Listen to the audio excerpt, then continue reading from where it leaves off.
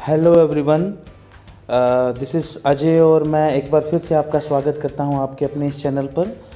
तो गाइस, आज हम बिजनेस के ऑब्जेक्टिव्स के बारे में बात करने वाले हैं। यानी कि एक बिजनेस आपने एस्टेब्लिश किया है, आपने पैसा लगाया है, आपने लैंड, लेबर, कैपिटल, एंटरप्राइज के ऊपर पैसा खर्च किया है ना। अब जो आपने पैसा लगाया, आप क्या अचीव करना चाहते थे? यानी कि हम ऑब्जेक्टिव्स की बात कर रहे हैं, यानी कि हम ऐसे पॉइंट्स की बात कर रहे हैं, हम ऐसे गोल्स की बात कर रहे हैं जो कि बिजनेस एस्टेब्लिश करने का कारण था। हम क्या चाहते थे? तो there could be two kind of objectives. अब बिजनेस के ऑब्जेक्टिव्स की अगर हम बात करें तो बिजनेस के दो तरह के ऑब्जेक्टिव होंगे, जैसा कि आप अपनी स्क्रीन पर देख पा रहे हो। तो सबसे पहले हैं इकोनॉमिक ऑब्जेक्टिव्स, दूसरे हैं सोशल ऑब्जेक्टिव्स। तो आइए हम इकोनॉमिक ऑब्जेक्टिव्स को बहुत अच्छे से स्टडी करते हैं। अब जो इकोनॉमिक ऑब्जेक्टिव्स हैं, जैसा कि हमने बोला था कि business is an economic activity. Business क्या है? एक इकोनॉमिक एक्टिविटी है, यानी कि ऐसी एक्टिविटी जिससे बिजनेसमैन कुछ ना कुछ कमाएगा, कुछ ना कुछ अर्न करेगा। ठीक है, तो ये वाले जो ऑब्जेक्टिव है ना, ये कुछ ना कुछ कमाने से रिलेटेड हैं। अब ये चाहे तो आप प्रॉफिट कमा लीजिए, चाहे बाज़ार में नाम कमा लीजिए, है ना, अपनी गुडविल कमा लीजिए। अब कुछ ना कुछ कमाने से जुड़ी हुई जो चीज़ें हैं ना, वो सारे जो हैं इकोनॉमिक ऑब्जेक्टिव के अंदर आ जाएंगे। तो सबसे पहले जो कि आप अपनी स्क्रीन पर देख पा रहे हो, अर्निंग प्रॉफिट। अब ऐसा कौन सा बिजनेस है जो प्रॉफिट अर्न करना नहीं चाहेगा? ऑब्वियसली आप कोई भी काम करेंगे, आप कुछ ना कुछ कमाना चाहेंगे। कहीं पर भी पैसे इन्वेस्ट कर रहे हैं ना, तो आपको लगता है कि हमें इसके ऊपर रिटर्न मिले। तो सबसे पहला और सबसे इम्पोर्टेंट काम है प्रॉफिट।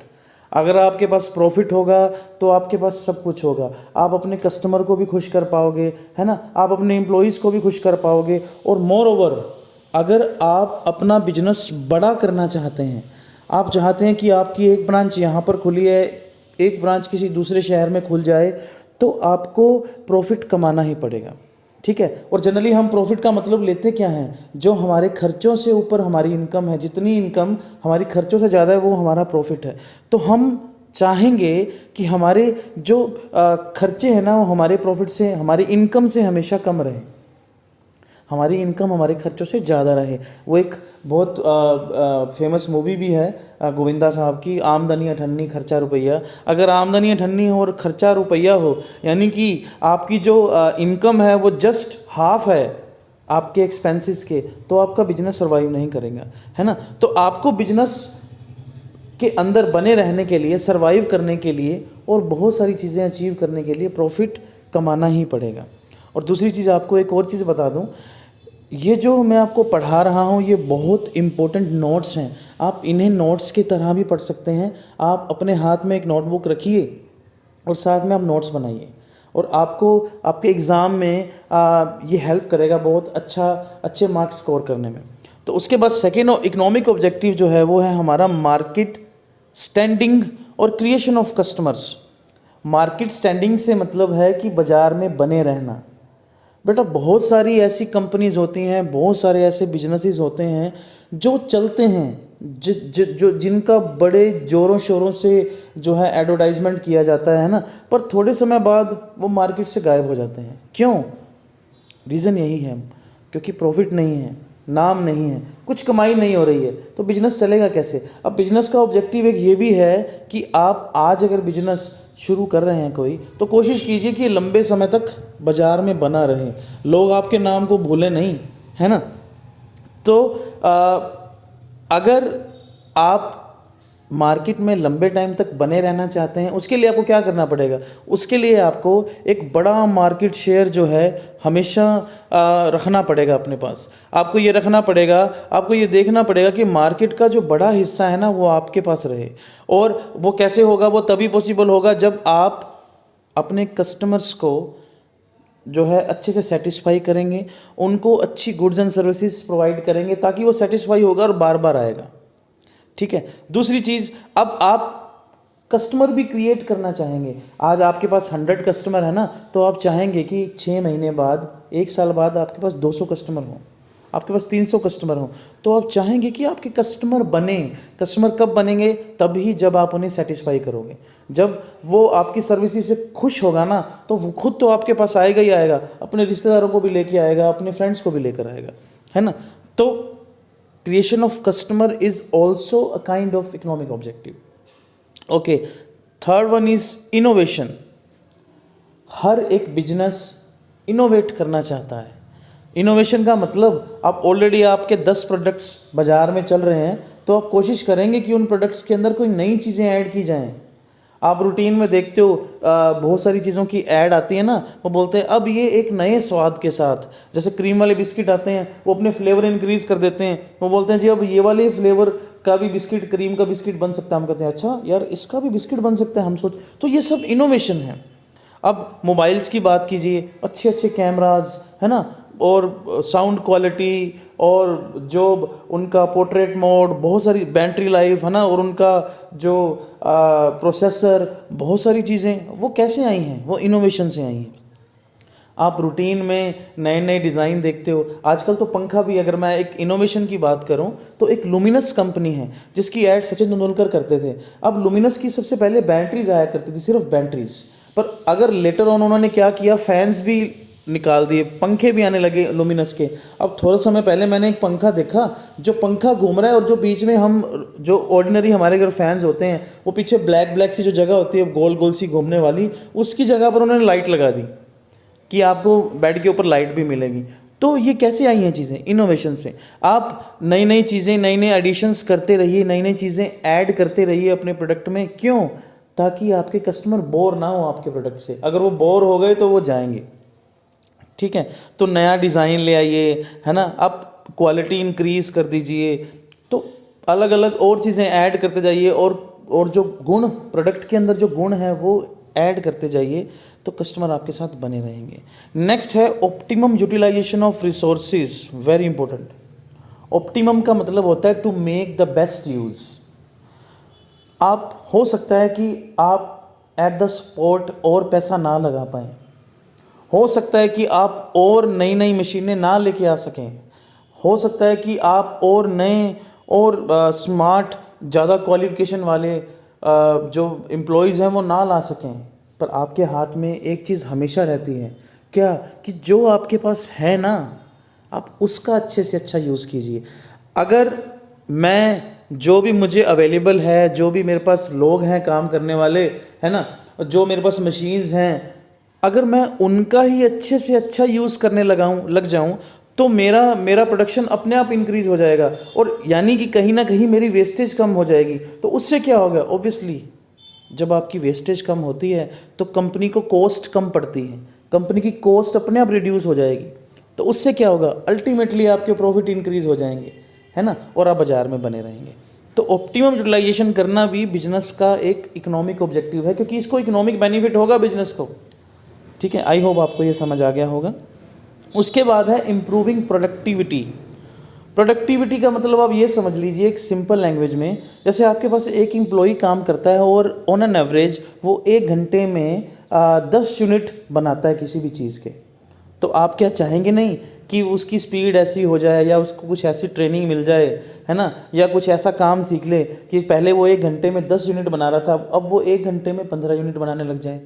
ऐसे ही आपके पास बहुत सारी मशीन्स होंगी, उनकी भी कुछ ना कुछ प्रोडक्टिविटी होगी, वो 1 घंटे में, 1 दिन में कुछ ना कुछ प्रोडक्शन करती होंगी, तो आप चाहेंगे कि उनकी प्रोडक्टिविटी इंक्रीज़ हो, है ना। अब जब आपकी प्रोडक्टिविटी इंक्रीज़ हो जाएगी, इससे क्या होगा? तब भी देखें, आपने अपने वर्कर को 10 यूनिट के लिए 1 घंटे की वेजेस दी थी, अब वो उसी वेजेस में वो आपको 15 यूनिट्स बना के देगा। तो इसका मतलब आपका प्रोडक्शन इंक्रीज़ हो रहा है, पैसे उतने ही दे रहे हो आप, आपका खर्चा उतना ही लग रहा है, पर आपका प्रोडक्शन इंक्रीज़ हो गया, है ना। तो उससे क्या होगा? उससे भी बिजनेस को बेनिफिट होगा। इससे भी क्या होगा? आपका प्रॉफिट इंक्रीज़ हो जाएगा, कहीं ना कहीं आपकी इनकम इंक्रीज़ हो जाएगी कहीं ना कहीं, है ना, और आप बिजनेस में बने रहेंगे। तो ऑप्टिमम यूटिलाइजेशन रिसोर्सेज और उसके बाद इम्प्रूविंग प्रोडक्टिविटी, ये दोनों आपस में लिंक्ड हैं, है ना। जब आप अपने रिसोर्सेज को अच्छे से यूज़ करेंगे ना, बेस्ट यूज़ करेंगे, तो आपकी प्रोडक्टिविटी भी इंक्रीज़ होने वाली है। और ये भी अपने आप में एक बहुत इंपॉर्टेंट ऑब्जेक्टिव है, इकोनॉमिक ऑब्जेक्टिव है बिजनेस का। तो ये थे इकोनॉमिक ऑब्जेक्टिव्स, यानी कि जहाँ से आप कुछ ना कुछ कमाएंगे, आपकी कुछ ना कुछ अर्निंग होगी। तो अब मैं नेक्स्ट बात करने वाला हूँ सोशल ऑब्जेक्टिव्स की। अब आपको पता ही है कि बिजनेस जो है वो एक समाज में ही रह के काम करता है। समाज के अगर लोग ना हो तो बिजनेस चलेगा कैसे? आप जितने भी बिजनेस, जो भी शॉप्स हैं, दुकानें हैं, कहीं ना कहीं सोसाइटी में ही काम करती हैं वो। बिजनेस हमने बोला इकोनॉमिक एक्टिविटी है, कैसे कमाओगे? कैसे? लोगों से ही कमाओगे। और अगर लोग नहीं होंगे, समाज नहीं होगा तो बिजनेस नहीं चलेगा। तो कहीं ना कहीं हम जो हैं चाहे एक बहुत बड़ा बिजनेसमैन भी हो, वो सोसाइटी का ही पार्ट है। अब जब आप सोसाइटी से बहुत कुछ कमा रहे हो तो आपके भी कुछ ना कुछ ऐसे रिस्पॉन्सिबिलिटीज़ बनती हैं सोसाइटी के लिए। या मैं बात करूं, अगर एक बिजनेस समाज के लिए काम करेगा, भी सामाजिक तौर पे बिजनेस क्या चाहेगा, समाज के लिए क्या करना चाहेगा, वो हैं बिजनेस के सोशल ऑब्जेक्टिव्स। ठीक है जी। तो वन बाय वन करके हम इसे स्टडी करते हैं। तो सबसे पहले है quality and goods and services at fair prices, यानी कि आप अपने कस्टमर्स को, अब जब आपको वो कोई आपसे कुछ खरीदने आ रहा है, आपको 10 रुपये दे रहा है वो, या आपको 100 रुपीज़ दे रहा है, आपसे कुछ ना कुछ परचेज़ कर रहा है, तो आपका ये फ़र्ज़ बनता है कि आप उसे अच्छी क्वालिटी, उससे जब पैसा ले लिया ना तो उसके पैसे का हक दीजिए उसको, है ना। तो उससे भी कस्टमर जुड़ेगा आपके साथ। और आप इस पॉइंट ऑफ व्यू से अगर देखें तो बिजनेस की ये रिस्पॉन्सिबिलिटी बनती है कि वो एक सही प्राइस के ऊपर, ऐसा नहीं कि आप ठगी मार के लूट लें उसे, सही प्राइस के ऊपर अच्छी क्वालिटी की गुड्स एंड सर्विसेज प्रोवाइड कीजिए। अब जैसे मान लो एक दुकानदार है, उसके पास 2 प्रोडक्ट बने हैं, एक प्रोडक्ट, जो दोनों प्रोडक्ट हैं वो 50 रुपीज़ का ही बेचता है। अब मान लीजिए वो कोई बिजली का प्रोडक्ट है, मतलब बिजली का कोई सामान लेकर आ रहे हो आप, और 50 रुपये की चीज़ें हैं, 2 उसने वेरिएंट दिखाए आपको, चाहे आप ये वाला ले लीजिए, चाहे आप ये वाला लीजिए, पर उसने ये नहीं बताया कि ये जो पहला प्रोडक्ट है ना, ये ISI मार्क नहीं है, दूसरा ISI मार्क है। क्योंकि दूसरा इसलिए नहीं बता, वो बार बार जोर दे रहा है पहले वाला ले लो, पहले वाला ले लो। क्यों? वो ISI मार्क नहीं है और उसमें उसको ज़्यादा पैसा बचने वाला है। दूसरा वो ये नहीं बता रहा कि अगर आप ये ले जाओगे तो इससे एक्सीडेंट हो सकता है, आपको करंट लग सकता है। तो आपको जो कस्टमर है उसे गुड क्वालिटी का उसको बताकर बिल्कुल फेयर प्राइस के ऊपर आप उसे जो है प्रोडक्ट दीजिए, ताकि सोसाइटी के अंदर जितने भी कंज्यूमर्स हैं वो आपके साथ जुड़े रहें और वो भी खुश रहें। तो जैसे आपके स्क्रीन पर ये 3 चीज़ें आप देख रहे हो, FPO लिखा हुआ है, ISI, या एक ये ट्रायंगल शेप, ये सभी जो हैं स्टैंडर्ड्स हैं। जो सबसे पहले FPO है, ये फूड के लिए स्टैंडर्ड्स हैं, है ना। आपको अच्छे जो फूड के ऐसे प्रोडक्ट्स ही रखो आप अपनी शॉप पर जो फूड के स्टैंडर्ड्स पर खड़े उतरते हैं। उसके बाद ISI जो इलेक्ट्रॉनिक्स के प्रोडक्ट पर लिखा होता है। फिर ये हॉलमार्क जो ज्वेलरी वगैरह पर लिखा होता है। तो आप इन ऐसे जो स्टैंडर्ड के प्रोडक्ट्स हैं फेयर प्राइस पे अपने कंज्यूमर को आप अवेलेबल करवाइए। सेकंड है avoidance of anti social and anti unfair trade practices. अब ऐसी कौन सी चीज़ें होती हैं जो सोसाइटी के खिलाफ होती हैं? Black marketing. ब्लैक मार्केटिंग सबसे ज़्यादा इंपॉर्टेंट है आज के समय में। अगर आप देखें अभी क्या होता है, जो अनियंस के प्राइजेस होते हैं ना, या कई बार टोमेटो के प्राइजेस होते हैं, वो बहुत ज़्यादा इंक्रीज़ हो जाते हैं। हमें लगता है पता नहीं एकदम से प्राइस यार 100 रुपये किलो कैसे हो गए। अब कहीं ना इसके पीछे ब्लैक मार्केटिंग भी होती है।